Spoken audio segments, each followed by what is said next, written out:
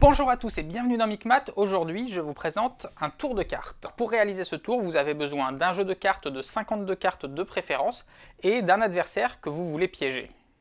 Une fois que vous êtes prêt, le jeu va se dérouler de la façon suivante. Vous et votre adversaire allez chacun choisir une suite de 3 couleurs composées de rouge et de noir.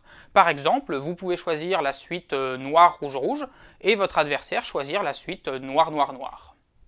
Une fois que vous avez fait votre choix, prenez le jeu de cartes qui a été mélangé au préalable. D'ailleurs, si vous voulez être sûr qu'il n'y a pas de triche, vous pouvez aussi donner le paquet de cartes à mélanger à votre adversaire, puis égrenez les cartes telles qu'elles viennent dans l'ordre du paquet. En faisant cela, vous allez regarder la suite des couleurs rouge et noir qui apparaissent les unes après les autres dans le jeu de cartes, et à chaque fois que l'une des combinaisons choisies par l'un des deux joueurs apparaît, eh bien ce joueur prend les 3 cartes. Imaginons par exemple que le joueur numéro 1 a choisi la combinaison noir-rouge-rouge et que le joueur numéro 2 a choisi la combinaison noir-noir-noir. Regardons alors ce qui peut se passer quand on égrène le paquet. Rouge, rouge, noir, rouge, noir, noir, noir. On voit à ce moment-là que les 3 dernières cartes qui sont sorties forment la combinaison noir-noir-noir. Le joueur 2 remporte donc un pli. Continuons à égrener les cartes. Rouge. On voit là également que les 3 dernières cartes posées forment la combinaison noir-rouge-rouge. Cette fois, c'est donc le joueur numéro 1 qui remporte le pli. Puis noir, noir, rouge, rouge. Le joueur numéro 1 remporte un nouveau pli. Et ainsi de suite, on continue comme ça jusqu'à ce que le paquet de cartes soit terminé. Et une fois qu'on a égrené toutes les cartes du paquet, eh bien, il n'y a plus qu'à compter le nombre de cartes remportées par chacun des deux joueurs, et celui qui en a le plus a gagné. Pour augmenter ses chances de gagner à ce jeu, on peut essayer de faire des statistiques pour voir les différents rapports de force qui existent entre les différentes combinaisons de couleurs, voir s'il y en a qui sont meilleurs que d'autres. Et si on fait cela, eh bien on fait une découverte assez étonnante. Imaginez par exemple que l'on fasse plusieurs parties en jouant la combinaison noir-rouge-rouge contre la combinaison noir-noir-rouge. Eh bien on va se rendre compte que quasi systématiquement, c'est la combinaison noir-noir-rouge qui gagne. Par conséquent, la combinaison noir-noir-rouge semble meilleure que noir-rouge-rouge. Si maintenant on confronte cette combinaison noir-noir-rouge à la combinaison rouge-noir-noir, eh bien on va se rendre compte que maintenant c'est la combinaison rouge-noir-noir qui gagne quasiment à tous les coups. Donc la rouge-noir-noir semble meilleure. Et si cette rouge-noir-noir, on la confronte à rouge-rouge-noir, cette fois c'est rouge-rouge-noir qui gagne le plus. On peut donc imaginer que cette dernière combinaison est plus forte que toutes les autres. Et pourtant, si on confronte cette rouge-noir-noir à la toute première combinaison que nous avions considérée, à savoir noir-rouge-rouge, eh bien maintenant, c'est noir-rouge-rouge qui gagne le plus. Autrement dit, les différentes combinaisons de couleurs dans ce jeu se battent en cycle, un peu comme dans le jeu pierre-feuille-ciseaux. Ce genre de phénomène, c'est ce que l'on appelle en mathématiques une relation non transitive. Et si le sujet vous intéresse, j'ai déjà fait une autre vidéo sur ce thème qui traite plusieurs autres exemples de non-transitivité.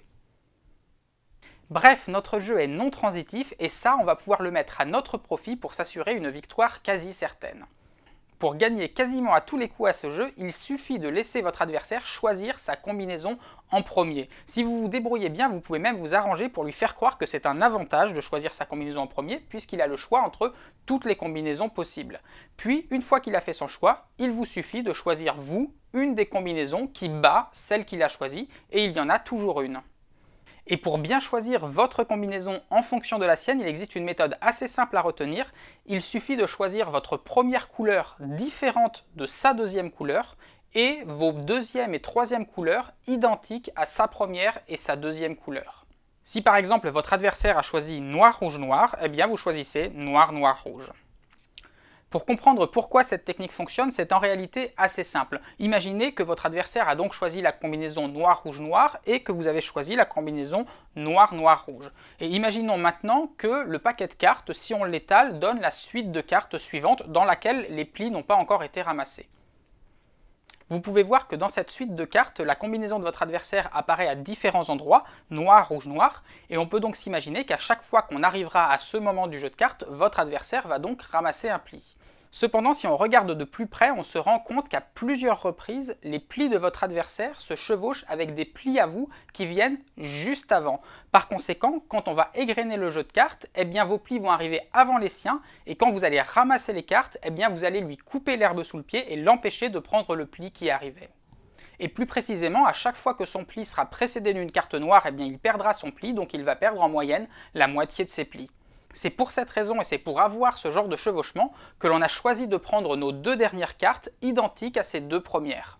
Et si on a choisi de prendre notre première carte différente de sa deuxième, eh bien c'est tout simplement pour éviter que lui nous fasse la même chose. En prenant notre première différente de sa deuxième, eh bien on est sûr que nos 2 premières cartes ne sont pas identiques à ces 2 dernières. Finalement, grâce à cette méthode, vous aurez aux alentours de 95% de chances de gagner avec quelques petites variations selon la combinaison qu'aura choisi votre adversaire.